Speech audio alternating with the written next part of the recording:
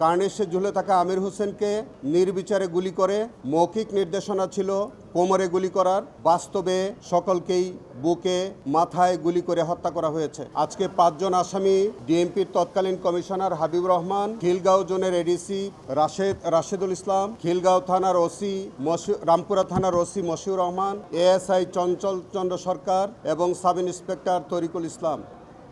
এই 5 জন আসামির বিরুদ্ধে আমাদের আইসিটি বিডি কেস নাম্বার 3/2025 এই মামলাটির বিচার শেষে আজকে রায় প্রকাশিত হয়েছে। এই মামলার ঘটনায় 2 জন শহীদ হওয়ার ঘটনা এবং 2 জন গুরুতর আহত হওয়ার ঘটনা ছিল। এই মামলার মধ্যে তৎকালীন ডিএমপি কমিশনার হাবিবুর রহমানের একটি ওয়্যারলেস মেসেজ ছিল, যে ওয়্যারলেস মেসেজে তিনি তার অধীনস্থদের সকলকে নির্দেশনা দিয়েছিলেন যে যাতে এই বৈষম্য বিরোধী আন্দোলন ঠেকানোর জন্যে তাকে পায়ে গুলি করা হয়। মৌখিক নির্দেশনা ছিল কোমরে গুলি করার, বাস্তবে সকলকেই বুকে মাথায় গুলি করে হত্যা করা হয়েছে। এই মামলার অপর আসামি যে রাশেদ যিনি এডিসি ছিলেন, তার নেতৃত্বে 19 জুলাই 2024 তারিখে রামপুরায় এই হত্যাকাণ্ডের ঘটনা ঘটে এবং তাদেরকে আহত হওয়ার ঘটনা ঘটে।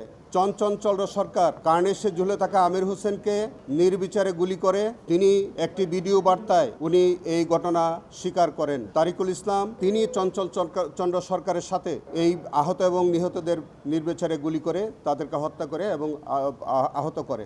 এই মামলার মধ্যে চঞ্চল সরকার তাকে গ্রেফতার করা হয়, তাকে গ্রেফতার করা সম্ভব হয় এবং গ্রেফতার হওয়ার পরে তিনি একটা এক্সট্রা জুডিশিয়াল কনফেশনাল স্টেটমেন্ট দেন এবং তিনি এই গুলি করার ঘটনা স্বীকার করেন। তার স্বীকারোক্তি অনুযায়ী তিনি আমাদের অন্যতম ভিকটিম আমির হোসেনকে কার্নিশে ঝুলে থাকা অবস্থায় তাকে গুলি করার অপরাধ তার বিরুদ্ধে প্রমাণিত হয়।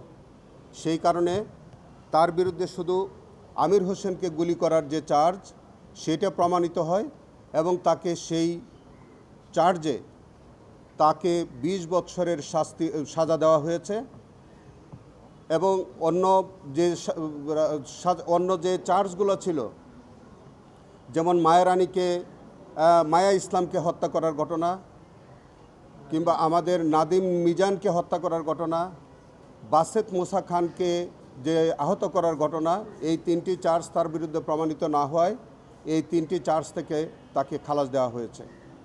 আমরা মনে করি চঞ্চল চন্দ্র সরকারের যে এই রায় এটি যথার্থ হয়েছে এবং আমরা এই রায়ে আপাতত সন্তোষ প্রকাশ করছি। আমরা এই মামলার মধ্যে অপর যে আসামি কমিশনার হাবিবুর রহমান, এডিসি রাশেদ এবং রামপুরা থানার ওসি মশিউর, তাদের প্রত্যেকের বিরুদ্ধে সবগুলো চার্জ প্রমাণিত হয়েছে। যে চার্জ ছিল মায়া ইসলামকে গুলি করে হত্যা করা, নাদিম ইসলামকে গুলি করে হত্যা করা, মুসাকে গুলি করে আহত করা এবং আমির হোসেনকে গুলি করা, এই সবগুলো চার্জ তাদের 3 জনের বিরুদ্ধে প্রমাণিত হয়। সকল চার্জে তাদেরকে আজকের মাননীয় ট্রাইব্যুনাল মৃত্যুদণ্ড দিয়েছেন। এই অপর যে আসামি তরিকুল ইসলাম, তার বিরুদ্ধেও এই তাদের সহযোগী হিসাবে তাকে এই হত্যাকাণ্ড এবং আহত করার যে অভিযোগ, যে চার্জ ছিল, সেটি প্রমাণিত হয়, তাকে যাবজ্জীবন সাজা প্রদান করা হয়েছে। আমরা মনে করি এই মামলার মধ্যে আমরা 14 জন সাক্ষ্য দিয়েছিলাম। 14 জনের সাক্ষ্য নেওয়া হয়েছে। 14 জনই ভিকটিম পরিবারের 4 জন সাক্ষ্য দিয়েছেন। এই মামলার মধ্যে আমরা ভিডিও বার্তা, যেটা ভিডিও ক্লিপ ছিল, সেটা আমরা আদালতে প্রদর্শন করেছি। ওয়্যারলেস মেসেজ যেটা হাবিবুর কমিশনারের ছিল, সেটা আমরা উপস্থাপন করেছি। এই মামলার মধ্যে আনুষঙ্গিক যে আহত এবং নিহত হওয়ার সপক্ষে যেসব এভিডেন্স ছিল, সেগুলো আমরা উপস্থাপন করেছি এবং আজকে এই মামলাটি সম্পূর্ণরূপে সন্দেহাতীতভাবে প্রমাণিত হওয়ায় মাননীয় ট্রাইব্যুনাল 3 জন আসামিকে মৃত্যুদণ্ড, আসামি তরিকুল ইসলামকে যাবজ্জীবন, চঞ্চল সরকারকে 20 বছরের কারাদণ্ডে দণ্ডিত করেছেন। আমরা এই রায়ে মহান আল্লাহর কাছে আমরা শুকরিয়া আদায় করছি এবং আমরা মনে করি এই রায়ের মধ্য দিয়ে আমাদের শহীদ পরিবার এবং আহত পরিবার তারা ন্যায় বিচার পেয়েছেন বলে আমরা বিশ্বাস করি।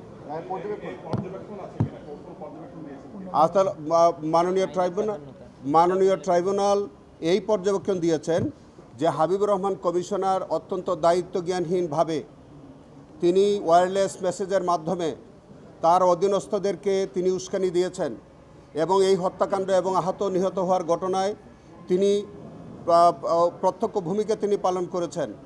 শুধু তাই না, এভিডেন্সে এসছে যে এই হাবিবুর রহমান কমিশনার এই হত্যাকাণ্ড ঘটনা 19 তারিখে হত্যাকাণ্ড ঘটনার পর তিনি 21 অথবা 22 তারিখে যারা এই রাশেদের নেতৃত্বে যারা অংশগ্রহণ করেছিল এই হত্যাকাণ্ডে তাদেরকে প্রত্যেকে 1000 এবং ওসিকে 1 লক্ষ টাকা পুরস্কার দিয়েছেন 21 অথবা 22 তারিখে।